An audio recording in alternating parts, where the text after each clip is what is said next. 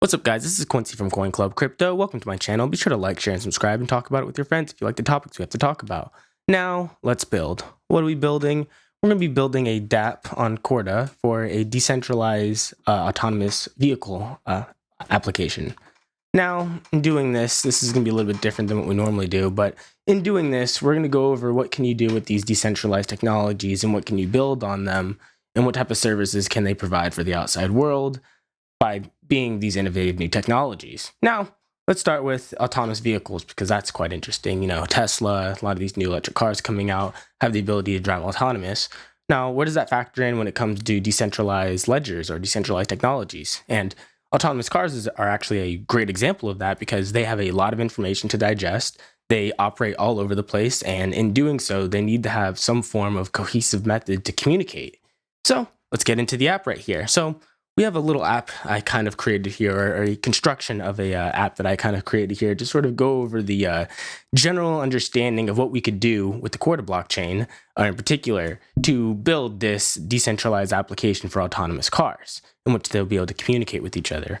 Now, sort of the general gist of it is, what's the best way that we could have autonomous cars driving with each other, communicating with each other with a low latency, high frequency communication, while at the same time being able to share each other's position without giving too much information like the previous locations. So we're going to go into, well, two main parts: the previous state and the current state of how the ledgers are going to operate for these cars, but also how these cars are going to operate their own ledgers.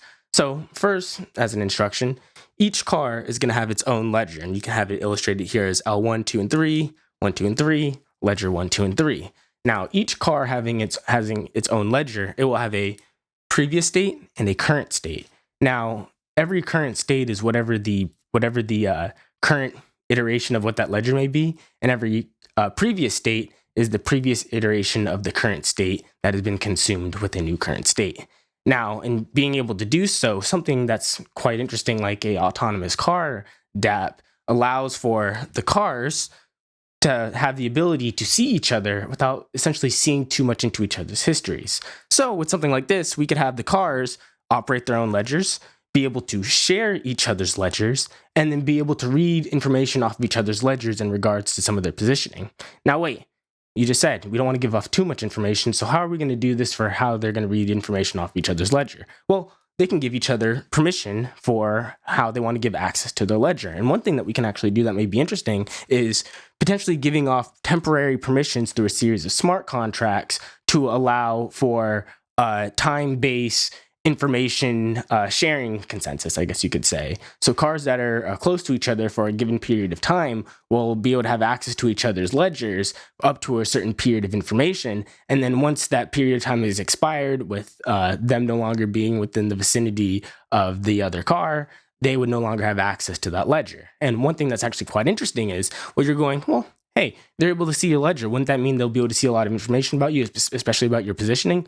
Well, one thing that's interesting about this is if we had these cars communicating with each other, let's say it was something simple like Bluetooth or even some sort of Wi-Fi communication, what they could essentially do is, instead of having to send a large broadcast of information between each other, they can essentially share very, very small bits of information in regarding to what the name of their ledgers are to share that information. So they're able to get that high performance, low latency from communicating with each other while still being able to get that high level of rich information of the positional information that these cars are holding.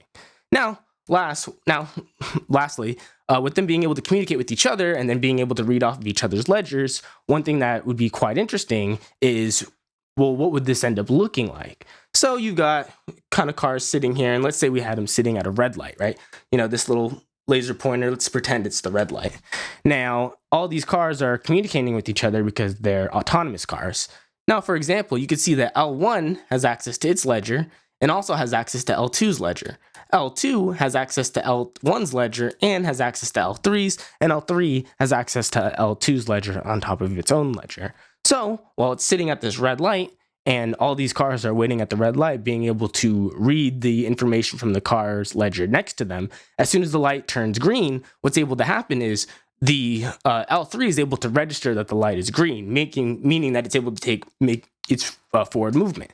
L2 would be able to see that L3 has been able to make a response to some form of stimulus or some form of event, being that green light, and being able to respond to the response of L3 before L2 is even to register the light, being able to, and this could be all a bunch of different ways. There could be broadcast between how the cars interact with the lights or whatever it may be, but this could operate in any capacity. It doesn't have to be just a stoplight. This could be them driving in traffic, and then let's say L3 turns on its blinker, but it turns on its signal for its blinker before its actual blinker, so all the cars in its vicinity knows it's about to turn.